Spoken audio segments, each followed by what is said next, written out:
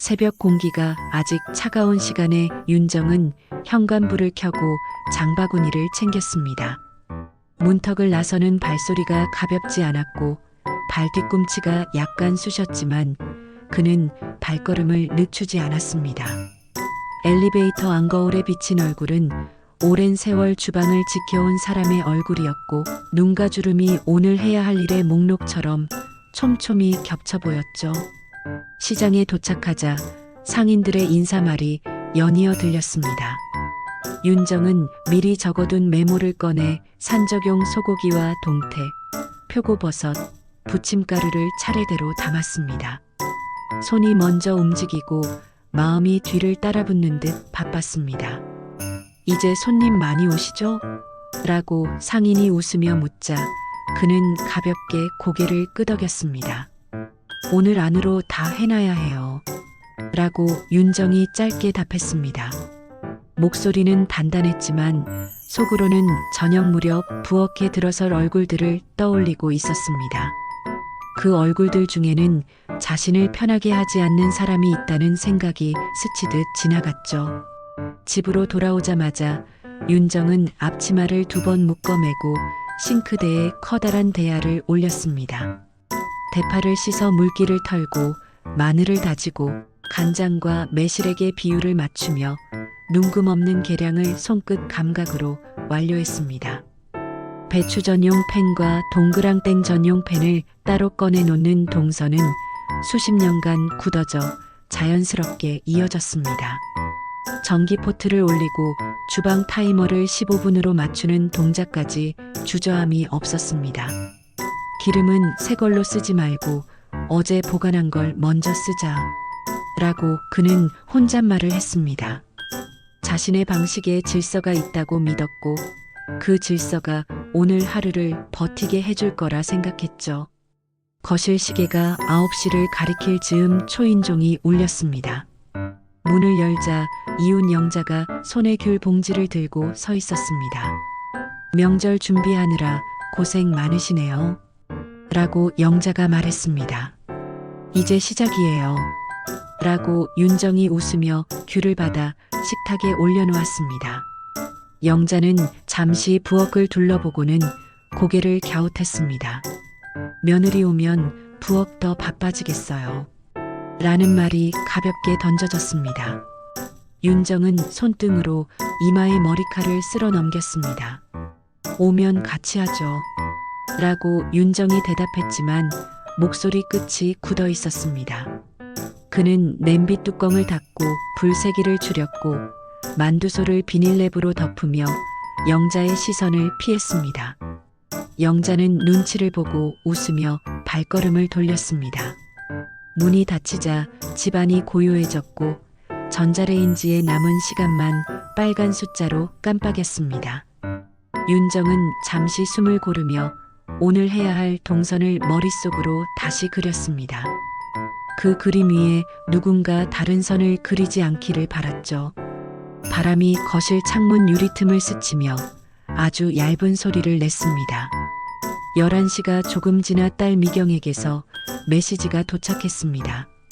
도착 시간과 준비물을 묻는 간단한 내용이었고 윤정은 짧게 답장을 보냈습니다. 떡국떡은 내가 해놨어. 라고 적고 전송 버튼을 눌렀습니다. 그의 손놀림이 다시 빨라졌고 밀가루 가루가 공기 중에 부옇게 떠올라 햇빛에 실처럼 반짝였습니다. 칼판 위에서 표고버섯이 일정한 두께로 눕혀졌고 소금 간은 손가락 2마디로 맞췄습니다. 세제의 향이 아주 미약하게 퍼지는 싱크대가 반짝였고 물기는 수건 하나로 금세 정리되었습니다. 그는 서랍을 열어 오래 써서 손잡이가 반질반질한 뒤집개를 꺼냈습니다. 손바닥에 착 감기는 느낌이 천천히 마음을 가라앉혔습니다. 부엌 문틀에 기대선 순간 초인종이 다시 울렸습니다. 이번에는 일정한 간격으로 2번, 익숙한 리듬이었습니다. 문 앞에 선 사람은 아들 민호였습니다. 한 손에는 종이 쇼핑백, 다른 손에는 아이 장난감이 들려 있었습니다. 현관에 들어서며 민호는 신발을 가지런히 놓았고 윤정은 무심하게 고개를 끄덕였습니다. 먼저 왔구나. 라고 윤정이 말했습니다. 민호는 잠깐 거실을 둘러보고 쇼핑백을 식탁 위에 올렸습니다. 종이에 바스락거리는 소리가 새로 온 물건의 냄새와 함께 번졌습니다.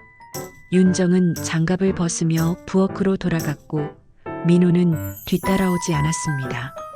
둘 사이에는 설명하지 않아도 아는 침묵의 규칙이 있었고 그 규칙은 불필요한 말을 줄여주었습니다. 그러나 침묵은 언제나 안전한 것은 아니었죠. 거실 시계 초침이 한 바퀴를 다 돌기도 전에 초인종이 다시 울렸습니다. 이번에는 수진이었습니다. 검은 패딩의 지퍼가 턱까지 올라와 있었고 머리는 단정하게 묶여 있었습니다. 현관에 들어서자 그는 발수매트의 위치를 발끝으로 정확히 맞추고 신발을 반듯하게 정리했습니다. 먼저 오셨어요. 라고 수진이 인사했습니다. 윤정은 고개를 끄덕였고 시선은 부엌의 가스불로 향했습니다. 부침패는 3개 쓰면 더 빨라요. 라고 수진이 말했습니다. 말은 짧았지만 제안의 형태였고 제안에는 실행을 전제로 한 확신이 묻어 있었습니다. 윤정은 서랍을 열어 펜을 확인하고는 한 박자 쉬었습니다. 지금은 2개로도 충분해요. 라고 조용히 말했습니다. 말끝에 미세한 경계가 얹혔습니다. 수지는 쇼핑백에서 라텍스 장갑과 종이 타월을 꺼냈고 싱크대 옆에 정렬했습니다. 싱크대 상판에 깔끔한 각이 생겼고 행주 대신 종이 타월이 기준이 되는 듯 했습니다. 윤정은 고개를 약간 숙여 전 굽는 반죽을 한 번 더 저었습니다. 반죽의 점도는 그의 손목이 기억하는 정확한 수준에 있었고 국자 하나가 팬 위에 부드럽게 퍼졌습니다. 기름이 지글지글 소리를 냈고 냄새가 부엌문을 넘어 거실로 흘렀습니다. 수지는 타이머를 꺼내 2분 30초로 맞추고 팬 옆에 세워두었습니다. 윤정은 그 숫자를 보지 않았습니다. 그는 전에 가장자리가 오로리 올라오는 기색을 눈으로 읽고 뒤집개를 슬며시 밀어 넣었습니다. 전이 끊어지지 않고 그대로 뒤집혔고 표면은 금빛으로 고르게 변했습니다. 부엌 안공기는 뜨겁고 정밀하게 움직였죠. 점심 무렵 딸 미경과 사위 정우, 손녀 지아가 문을 열고 들어왔습니다.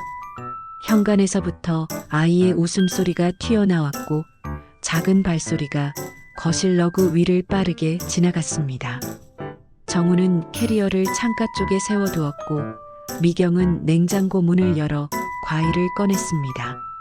거실의 소리가 갑자기 풍성해졌고 윤정은 부엌에서 그 소리를 들으며 손놀림만 멈추지 않았습니다.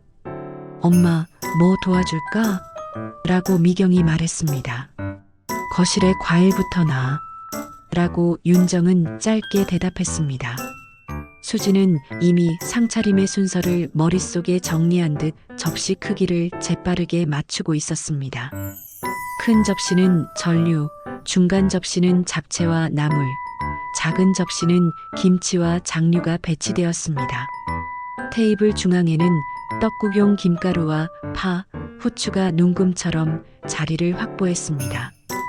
정확하고 균형 잡힌 배열이 낯설게 예쁘기도 했습니다. 그러나 윤정은 식탁 끝 한 칸이 비어 있는 것을 눈치챘습니다. 그 칸은 늘 그가 앉던 자리였고 넓은 상차림을 위해 수진이 의자를 치운 듯 했습니다. 그는 별말 없이 부엌 수납장 앞에 서서 포개진 앞접시를 맞잡고 살짝 흔들어 정렬했습니다. 손끝에 미세한 떨림이 내려앉았지만 접시들은 반듯했습니다. 의자 하나 더 가져올게요. 라고 민호가 말하며 다용도실로 향했습니다. 윤정은 고개를 끄덕였고 부엌 창문을 반쯤 열어 김이 빠져나가게 했습니다. 찬 바람이 들어와 열기를 눌러주었고 그의 호흡이 조금 고르게 돌아왔습니다. 라디오에서 설 교통 상황이 흘러나왔고 목소리는 친절했지만 숫자와 시간의 나열이 부엌의 리듬을 끊지는 못했습니다. 윤정은 뒤집개를 2번 더 움직여 전 5장을 접시에 옮겼습니다. 그 위에 흰 종이 타월을 한 장 덮어 기름을 눌러주었습니다. 오후가 기울 무렵 집안은 완성에 가까워졌습니다. 잡채는 윤기가 돌았고 탕국은 약불에서 미세하게 숨을 쉬었습니다. 식탁 위 접시들의 각도는 거의 완벽했지만 윤정의 마음은 완벽과 거리가 있었습니다. 각도가 완벽할수록 그의 자리는 얇아지는 듯 했기 때문이었죠. 이제 거의 다 됐네요. 라고 수진이 말했습니다. 윤정은 냄비 뚜껑을 살짝 들어 향을 확인했습니다. 들깨가루의 고소함과 장국의 깊이가 적당히 섞여 있었습니다. 응, 그만하면 됐어. 라고 그는 짧게 말했습니다. 말은 짧았지만 결속에 단단한 선이 그어져 있었습니다. 그 선은 자신이 지켜온 방식이 마지막으로 남긴 경계였죠. 해가 기울자 거실 불빛이 더 환해졌습니다. 창밖으로는 색이 빠진 겨울 하늘이 보였고 단지 놀이터의 그네가 바람에 살짝 흔들렸습니다. 윤정은 앞치마 끈을 풀고 의자를 당겨 앉았습니다. 손등에는 뜨거운 팬을 쥘 때 생긴 옅은 붉은 자국이 남아 있었습니다. 그 자국은 오늘 하루의 속도를 보여주는 표식처럼 보였습니다. 식탁에 가족들이 둘러앉자 의자 다리들이 바닥을 긁는 소리가 났고 접시들이 작은 울림을 냈습니다. 그 울림 사이로 윤정은 비어있던 칸에 조용히 의자를 밀어 넣었습니다. 자리에 균형이 맞춰졌고 숨이 한번 크게 들이켜졌다가 천천히 나왔습니다. 잘 먹자. 라는 민호의 말이 짧게 공간을 채웠습니다. 그 순간 부엌의 주인은 아직 자리를 떠나지 않았습니다. 설날 아침 윤정의 집은 일찍부터 분주했습니다. 거실 한쪽에선 TV에서 흘러나오는 아침 뉴스가 명절 교통 상황을 전했고 부엌에서는 뜨거운 김과 기름 냄새가 뒤섞여 있었습니다. 윤정은 전을 부치며 앞치마 끈을 다시 조여매었습니다. 그의 손은 여전히 익숙하게 움직였지만 마음 한쪽은 불안했습니다. 오늘 하루 부엌이 온전히 자기 손 안에 있지 않을지도 모른다는 생각이 이미 자리 잡고 있었기 때문이죠. 그는 전을 접시에 옮겨 담으며 눈길을 문 쪽으로 돌렸습니다. 현관문이 열리자마자 수진의 차분한 목소리가 들려왔습니다. 어머님, 새해 복 많이 받으세요. 그 말의 어조는 공손했지만 어디까지나 의뢰처럼 들렸습니다. 윤정은 고개를 끄덕이며 미소를 지었지만 눈가의 근육은 조금 굳어 있었습니다. 수진은 부엌으로 들어오자마자 가스레인지 위의 냄비들을 차례로 살폈습니다. 냄비 뚜껑을 들춰보며 국물이 조금 졸은 것 같아요. 라고 조심스레 말했지만 윤정의 손이 멈칫했습니다. 그녀는 아무 말 없이 불을 살짝 줄였고 국자를 한 번 더 저었습니다. 이따 다시 보죠. 라는 짧은 대답이 돌아왔습니다. 수진은 잠시 서 있다가 싱크대 옆에 정리함을 열었습니다. 행주는 자주 바꿔야 해요. 세균이 많대요. 라고 말하며 새 행주를 꺼냈습니다. 윤정은 수건을 짜던 손을 멈추지 않았습니다. 그녀는 굳이 수진을 쳐다보지 않았고 손가락 사이로 물이 떨어지는 소리만 일정하게 들렸습니다. 둘 사이의 공기는 팽팽했습니다. 기름 냄새와 장국 냄새가 서로 부딪히는 것처럼 말하지 않은 기운이 부엌 안을 가득 채웠습니다. 민호는 부엌 문가에 서서 상황을 살폈습니다. 그는 손에 휴대폰을 쥔 채 어색하게 웃었지만 아무 말도 하지 못했습니다. 민호야, 과일은 내가 깎아라. 윤정의 말에 그는 반사적으로 고개를 끄덕이고 도마를 꺼냈습니다. 그러나 그의 시선은 두 여인 사이를 오가며 잠시 머뭇거렸습니다. 칼끝이 사과 껍질을 따라 돌았고 얇은 껍질이 길게 늘어졌습니다. 그 순간 수지는 부엌 한쪽의 전기밥솥을 살펴보며 버튼을 눌렀습니다. 보온으로 해두시면 밥이 마를 수 있어요. 예약 취사로 맞춰둘게요. 윤정의 눈썹이 미세하게 꿈틀거렸습니다. 내 방식대로 하는 게 편해요. 짧지만 단단한 목소리였습니다. 잠시의 정적이 흐른 뒤 수지는 다시 부엌 중앙으로 돌아왔습니다. 그녀는 냉장고에서 반찬통을 꺼내며 정리 순서를 바꿨습니다. 나물은 맨 위 칸으로, 김치는 아래 칸으로 옮겨졌습니다. 윤정은 그 모습을 보고 싶지 않은 듯 부엌 창문 쪽으로 시선을 돌렸습니다. 창밖에는 하얀 김이 피어오르고 먼발치 아파트 단지에서 아이들의 웃음소리가 들렸습니다. 그 소리가 잠시 마음을 달래주는 듯 했지만 곧 사라졌습니다. 그녀는 조용히 냄비 뚜껑을 닫고 행주를 개수대 옆에 내려놓았습니다. 그 움직임에는 참는 힘이 담겨 있었습니다. 마치 자신의 부엌을 잠시 빌려준 사람처럼 행동하고 있었죠. 점심이 가까워지자 식탁 위는 점점 풍성해졌습니다. 잡채, 동태전, 불고기, 나물 무침이 순서대로 놓였습니다. 수지는 테이블의 각도를 맞추며 수저를 세로로 정렬했습니다. 손님 오시기 전에 상을 예쁘게 해두면 좋아요. 라고 말하며 거리를 재듯 수저 간격을 맞췄습니다. 윤정은 잠시 멈춰 그 모습을 지켜보다가 손에 쥔 국자를 내려놓았습니다. 이 정도면 충분하죠. 그 말에는 조금의 단호함이 섞여 있었습니다. 수지는 고개를 들었지만 아무 말도 하지 않았습니다. 그녀의 눈빛은 조용히 식탁의 방향을 다시 확인했을 뿐이었습니다. 잠시 후 딸 미경과 사위 정우가 들어왔습니다. 엄마, 냄새 너무 좋다. 라는 미경의 말이 부엌의 공기를 부드럽게 흔들었습니다. 윤정은 웃으며 밥은 곧 다 돼. 라고 대답했습니다. 그때까지도 수지는 말없이 그릇의 위치를 조정했습니다. 정우가 부엌 안으로 들어오며 뭘 도와드릴까요? 라고 묻자 수진이 먼저 접시만 세척기 쪽으로 옮겨주세요. 라고 답했습니다. 윤정은 그 말을 듣는 순간 손끝이 굳어졌습니다. 부엌의 주도권이 자신에게서 완전히 벗어나고 있다는 사실을 느낀 것이죠. 그녀는 깊게 숨을 들이마시며 정우야, 그냥 거실에서 쉬어. 라고 했습니다. 그러나 정우는 잠시 망설이다가 수진 쪽을 바라보며 머리를 끄덕였습니다. 그날 오후 집안은 겉보기엔 평화로웠습니다.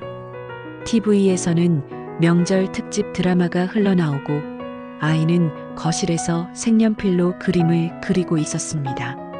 그러나 부엌의 공기는 여전히 팽팽했습니다. 윤정은 탕국을 덜어내며 그릇의 무게를 느꼈습니다. 그 무게 속에는 음식보다 무거운 감정이 함께 담겨 있었습니다.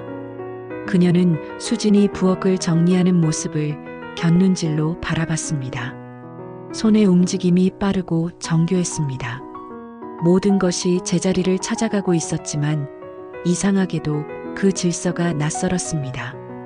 그 질서 속에서 윤정은 자신이 설 자리를 잃고 있음을 느꼈습니다. 그날 저녁 그녀의 얼굴에는 미묘한 그늘이 드리워졌습니다. 그리고 그 그늘은 아직 이름 붙일 수 없는 감정으로 남았습니다. 아침 햇살이 부엌 창문을 스치며 들어왔습니다. 따뜻한 빛이 식탁 위에 반찬들을 비췄지만 공기는 그리 따뜻하지 않았습니다. 윤정은 새벽같이 일어나 부침 반죽을 준비했습니다. 기름이 달궈지자 팬 위에서 전이 지글거리며 익어갔습니다. 그 소리는 익숙하고 안정적이었지만 그녀의 표정은 굳어 있었습니다. 뒤편에서 발소리가 다가오더니 수진이 조용히 부엌 문턱에 섰습니다. 기름이 좀 많지 않나요? 그녀의 말은 부드러웠지만 윤정의 귀에는 지적처럼 들렸습니다. 윤정은 뒤집개를 3개 내려치듯 전을 뒤집었습니다. 기름이 튀며 팬 가장자리에 작은 불꽃이 일었습니다. 윤정의 손끝이 떨렸습니다. 수십 년간 익힌 요리 동작이지만 그 순간만큼은 중심이 흔들렸습니다. 수지는 가볍게 타이머를 꺼내 2분 30초를 맞추고 팬 옆에 세워두었습니다. 그 작은 삐소리가 부엌의 침묵을 깨뜨렸습니다. 이건 제 방식이에요. 윤정이 낮게 말했습니다. 수지는 잠시 멈추었다가 저는 덜 기름져야 담백하대요. 라고 덧붙였습니다. 짧은 대화였지만 두 사람의 말 사이엔 깊은 골이 생겼습니다. 민호가 들어와 그 사이를 바라보다가 아무 말도 하지 못했습니다. 그는 어색하게 웃으며 냉장고 문을 열었다 닫았습니다. 그 안의 음식 냄새조차 이 순간엔 싸늘하게 느껴졌습니다. 윤정은 그릇을 꺼내 전을 차곡차곡 쌓았습니다. 기름이 닿은 접시가 반짝였고 종이 타월이 기름을 흡수하며 작은 소리를 냈습니다. 그녀는 한숨을 내쉬며 행주를 짜서 개수대에 놓았습니다. 손끝이 물에 젖어 차가웠지만 그보다 더 냉랭한 것은 공기였습니다. 수지는 전 옆에 젓가락을 가지런히 두고 또다시 정리를 시작했습니다. 윤정은 그만해요. 내가 해요. 라고 짧게 말했습니다. 하지만 수지는 고개를 들지 않았습니다. 그녀의 눈동자는 냉장고 위의 시계에 고정되어 있었습니다. 시간이 느리게 흘렀습니다. 분침이 조금씩 움직이는 소리가 유난히 크게 들렸습니다. 결국 윤정은 말을 꺼냈습니다. 이제 그만 오세요. 그 말은 기름 냄새 속을 뚫고 나왔지만 그리 크지 않았습니다. 수지는 잠시 멈춘 뒤 물컵을 내려놓았습니다. 유리컵 바닥이 식탁을 울리며 짧은 소리를 냈습니다. 그녀는 시선을 내리지도 올리지도 않은 채 가방을 집었습니다. 그럼 그렇게 하죠. 단정한 말투 속에 차가운 결심이 섞여 있었습니다. 민호는 순간 얼어붙은 듯 멈췄습니다. 윤정은 그를 보지 않았습니다. 그녀는 단지 팬에 불을 끄고 남은 전을 접시에 덮었습니다. 잠시 후 수지는 방으로 들어가 가방을 챙겼습니다. 아이의 겉옷을 접고 신발을 정리하며 묵묵히 움직였습니다. 민호는 따라가려다 멈췄습니다. 그는 문 앞에서 서성거리며 손끝으로 벽을 두드렸습니다. 그 소리는 아주 작았지만 윤정의 귀엔 크게 들렸습니다. 민호야, 밥은 식겠네. 윤정이 던진 말은 평소처럼 담담했지만 그 속에는 떨림이 섞여 있었습니다. 민호는 대답하지 않았습니다. 그의 눈빛엔 분노보다 혼란이 더 짙게 깔려 있었습니다. 부엌의 불빛이 식탁 위에서 흔들리듯 반사되었습니다. 수진이 현관으로 나왔습니다. 겉옷을 입으며 단정히 머리를 묶었습니다. 아이를 데리고 문을 향해 걸을 때까지 단 한 번도 뒤돌아보지 않았습니다. 윤정은 부엌에 서 있었습니다. 전이 식으며 눅눅한 냄새를 풍겼습니다. 기름이 굳어가는 그 냄새가 공기처럼 무겁게 깔렸습니다. 문이 닫히는 소리가 집안 전체에 울렸습니다. 그 순간 윤정의 손이 천천히 식탁을 쓸었습니다.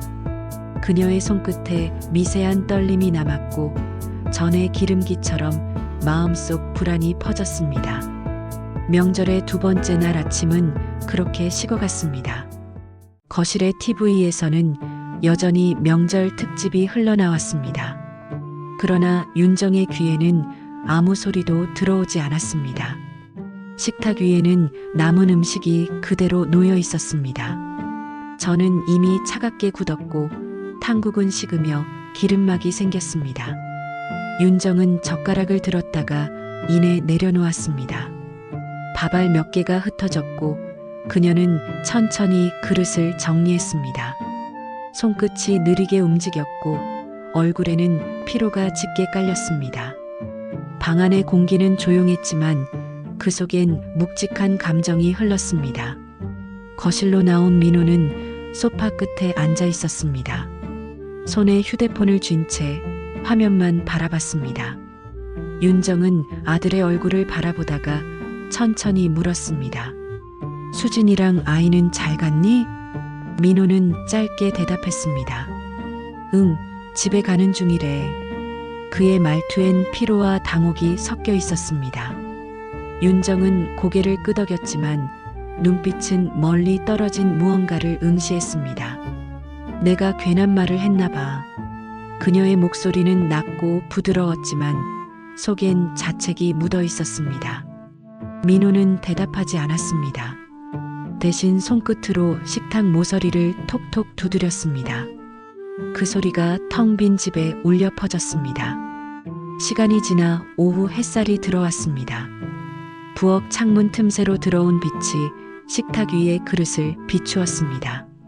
그 빛 속에서 남은 음식이 반짝이며 잠시 생기를 되찾는 듯 했습니다. 윤정은 천천히 자리에 앉았습니다.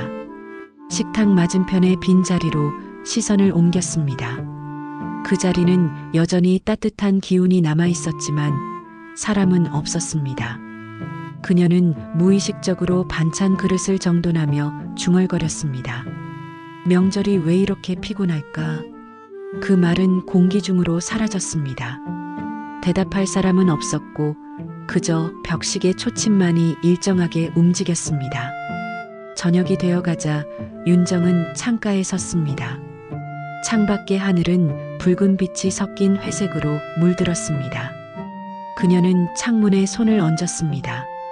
유리 너머로 보이는 세상은 평온했지만 마음은 여전히 무거웠습니다. 멀리서 들려오는 자동차 소리, 아이들 웃음소리, 그리고 냄비에서 남은 음식이 데워지는 소리가 뒤섞였습니다. 그녀는 문득 미소를 지었지만 곧 사라졌습니다. 그래도 내일은 또 하루가 오겠지. 그 말은 위로 같았지만 동시에 스스로에게 건네는 체념이기도 했습니다. 윤정은 다시 부엌으로 걸어 들어갔습니다. 불을 켜고 식은 밥을 전자레인지에 넣었습니다. 밥은 먹어야지. 그녀의 목소리는 낮고 공기처럼 가벼웠습니다. 기계의 띵소리가 울렸고 조용한 집안이 잠시 밝아졌습니다. 그 순간 윤정의 표정이 아주 조금 풀렸습니다. 그녀는 식탁에 앉아 혼자 밥을 떠먹었습니다. 식은 밥은 여전히 따뜻하지 않았지만 이상하게도 그 온기가 조금은 마음에 닿았습니다. 밖에서는 불꽃놀이 소리가 들렸고 윤정은 고개를 들어 창문을 바라보았습니다. 멀리서 불빛이 터졌습니다. 그녀는 젓가락을 내려놓고 조용히 속삭였습니다. 그래, 이게 명절이지. 그 말 속에는 서글픔도 묘한 평화도 함께 섞여 있었습니다. 며칠 뒤 윤정은 장을 보러 나왔습니다. 평소보다 한산한 시장 골목에는 봄 기운이 조금씩 묻어 있었습니다. 장바구니에는 배추와 두부, 그리고 조그만 귤 한 봉지가 담겨 있었습니다. 윤정은 발걸음을 멈추고 국거리 고깃집 앞에서 한참을 서 있었습니다. 그곳은 지난 명절에 수진이 고기를 사오던 곳이었습니다. 그녀는 잠시 미소를 지었다가 다시 표정을 가라앉혔습니다. 이젠 혼자 먹을 만큼만 사면 되지. 그 말은 스스로에게 하는 위로 같았고 또 약간의 체념처럼 들렸습니다. 집으로 돌아온 윤정은 천천히 장바구니를 정리했습니다. 식탁 위에 귤을 올려놓고 껍질을 벗겼습니다. 귤 향기가 퍼졌고 집안은 잠시 따뜻해졌습니다. 그 순간 초인종이 울렸습니다. 윤정은 놀라서 손에 쥔 귤을 떨어뜨렸습니다. 문을 열자 수진이 서 있었습니다. 검정 코트를 입고 손에는 작은 반찬통이 들려 있었습니다. 이거 남은 잡채예요. 그냥 버리기 아까워서. 수진의 목소리는 조심스러웠지만 어색하지는 않았습니다. 윤정은 순간 아무 말도 하지 못했습니다. 그녀의 눈이 반찬통을 향했다가 다시 수진의 얼굴로 옮겨졌습니다. 들어와요. 그 말은 자연스러웠고 따뜻했습니다. 부엌 안에는 며칠 전과 같은 냄비와 접시들이 놓여 있었습니다. 하지만 그 공기는 전혀 달랐습니다. 수지는 조심스레 테이블 위에 반찬통을 놓았습니다. 그날 죄송했어요. 그녀의 목소리는 낮았지만 진심이 느껴졌습니다. 윤정은 고개를 저었습니다. 내가 먼저 미안했어요. 명절마다 내가 좀 예민해져요. 그 짧은 대화 속에 며칠간의 오해와 서운함이 스며들어 있었습니다. 둘은 잠시 아무 말도 하지 않았습니다. 그저 주전자에서 물 끓는 소리만이 배경처럼 들렸습니다. 윤정은 컵 2개를 꺼내며 물었습니다. 차 마실래요? 수지는 고개를 끄덕였습니다. 따뜻한 유자차 향이 부엌을 채웠습니다. 윤정은 웃으며 컵을 내밀었습니다. 잡채 덕분에 오늘 반찬은 걱정 없겠네요. 그 말에 수진이 살짝 웃었습니다. 짧은 웃음이었지만 공기 속의 긴장감이 조금 누그러졌습니다. 창문 밖으로 햇살이 부엌을 비쳤습니다. 그 빛은 며칠 전보다 부드러웠고 두 사람의 손끝에 닿아 있었습니다. 잠시 뒤 수지는 자리를 정리하며 말했습니다. 다음 주에 시간 괜찮으시면 같이 장 보러 가요. 윤정은 놀란 듯 고개를 들었지만 이내 부드럽게 미소 지었습니다. 그래요. 같이 가요. 그 대답엔 과거의 어색함보다 새로운 관계의 시작이 담겨 있었습니다. 수진이 현관을 나서며 고개를 숙였습니다. 윤정은 그녀의 뒷모습을 한동안 바라보다가 문을 닫았습니다. 그녀는 다시 부엌으로 돌아와 식탁 위에 귤을 하나 집었습니다. 귤의 단내가 손끝에 묻었습니다. 윤정은 그 냄새를 맡으며 중얼거렸습니다. 이제 좀 괜찮네. 그 말은 부드러웠고 오랜 시간 눌러있던 감정의 무게가 조금은 풀린 듯 했습니다. 봄이 지나고 또다시 명절이 찾아왔습니다. 올해는 유난히 햇살이 밝았습니다. 윤정은 이른 아침부터 부엌에 서 있었습니다. 기름이 달궈지는 소리와 함께 전의 냄새가 퍼졌습니다. 그녀의 손놀림은 여전히 익숙했지만 표정은 한결 편안했습니다. 주방 창가에는 노랗게 핀 프리지어 한 송이가 꽂혀 있었습니다. 윤정은 꽃을 바라보다가 살짝 미소를 지었습니다. 그때 현관문이 열리는 소리가 들렸습니다. 어머님, 저 왔어요. 수진의 목소리는 예전보다 부드러웠습니다. 윤정은 펜을 내려놓고 문 쪽으로 향했습니다. 왔구나. 간단한 인사였지만 그 속엔 따뜻한 정이 담겨 있었습니다. 수진은 손에 과일 바구니를 들고 있었습니다. 이번엔 제가 과일 준비했어요. 귤 대신 사과예요. 윤정은 웃으며 대답했습니다. 좋네. 사과도 달겠지. 그녀의 말에는 장난스러운 여유가 섞여 있었습니다. 두 사람은 자연스럽게 부엌으로 향했습니다. 이번에는 윤정이 먼저 말했습니다. 저는 내가 부칠 테니까 너는 탕국 좀 봐줘. 수지는 고개를 끄덕이며 냄비 뚜껑을 열었습니다. 김이 부드럽게 피어올랐고 집안에는 따뜻한 냄새가 가득했습니다. 부엌의 공기는 이제 팽팽하지 않았습니다. 윤정과 수진의 움직임은 마치 오래된 리듬처럼 자연스러웠습니다. 말이 없어도 서로의 손동작이 이어졌습니다. 윤정이 불 좀 줄여요. 하면 수지는 이미 손을 대고 있었습니다. 그 짧은 순간에 둘 사이에 오랜 벽이 완전히 사라진 듯 했습니다.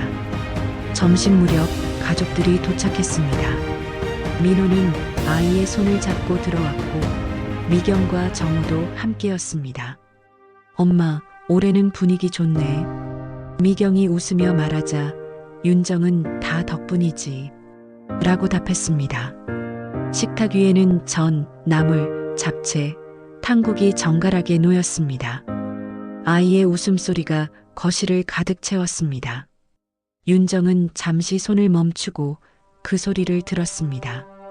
그 소리는 오래전 들었던 웃음과 다르지 않았지만 이번에는 유난히 따뜻하게 마음에 닿았습니다. 식사가 끝난 뒤 수진이 조용히 설거지를 시작했습니다. 윤정이 말렸지만 그녀는 웃으며 대답했습니다. 같이 하면 금방 끝나요. 두 사람은 나란히 서서 접시를 닦았습니다. 물소리와 웃음소리가 겹쳐졌습니다. 윤정은 문득 창문 밖으로 고개를 돌렸습니다. 햇살이 부엌을 환하게 비추고 있었습니다. 그녀는 속삭이듯 말했습니다. 이제야 명절 같네. 그 말에 수진이 고개를 들었습니다. 저도요. 그 대답은 짧았지만 오래 남는 울림을 남겼습니다. 부엌의 공기가 따뜻했습니다. 올해의 명절은 그렇게 조용하고도 평화롭게 흘러갔습니다. 명절이 끝난 다음 날 집안은 조용했다. 식탁 위엔 꽃이 아직 싱싱했고 부엌엔 전 냄새가 은근히 남아 있었다. 윤정은 커피를 내리며 창밖을 바라봤다. 햇살이 천천히 커튼을 타고 들어왔다. 창문 밖에서 아이들의 웃음소리가 들렸다. 그녀는 그 소리를 들으며 조용히 미소 지었다. 테이블 위엔 수진이 두고 간 유자차병이 놓여 있었다. 뚜껑을 열자 은은한 향이 퍼졌다. 윤정은 컵에 유자차를 따르고 손으로 따뜻한 온기를 느꼈다. 이제 명절이 기다려지네. 그녀의 목소리는 아주 작았지만 집안을 채우기엔 충분했다. 카메라는 천천히 뒤로 물러나며 따뜻한 빛 속에 앉은 윤정의 실루엣을 남기고 화면이 서서히 어두워진다. 부엌에는 다시 평화가 깃들었고 명절의 끝은 또 다른 시작처럼 잔잔하게 이어졌다. 며칠 뒤 윤정은 시장 골목을 천천히 걸었다. 봄 햇살은 부드럽고 바람엔 귤과 풀냄새가 섞여 있었다. 그녀는 풀이 지어 한 다발을 샀다. 노란 꽃잎이 종이봉투 속에서 흔들렸다. 집으로 돌아오자 식탁 위엔 여전히 수진이 두고 간 유자차병이 있었다. 윤정은 그 병 옆에 세프리지어를 꽂았다. 햇살이 유리병을 통과해 식탁 위로 반사되었다. 그 빛이 마치 새로운 계절을 알리는 듯했다. 잠시 후 전화벨이 울렸다. 어머님, 이번 주말에 같이 점심 드실래요? 수진의 목소리가 스피커 너머로 들렸다. 윤정은 살짝 웃으며 대답했다. 그래, 내가 좋아하는 전도 부칠게. 전화를 끊고 윤정은 다시 프리지어를 바라봤다. 창문 밖에선 아이들 웃음소리가 들려왔다. 그녀는 부드럽게 미소 지었다. 빛이 그녀의 얼굴을 감싸며 장면은 천천히 흰빛으로 사라졌다. 명절의 끝, 그리고 또 다른 계절의 시작이었다.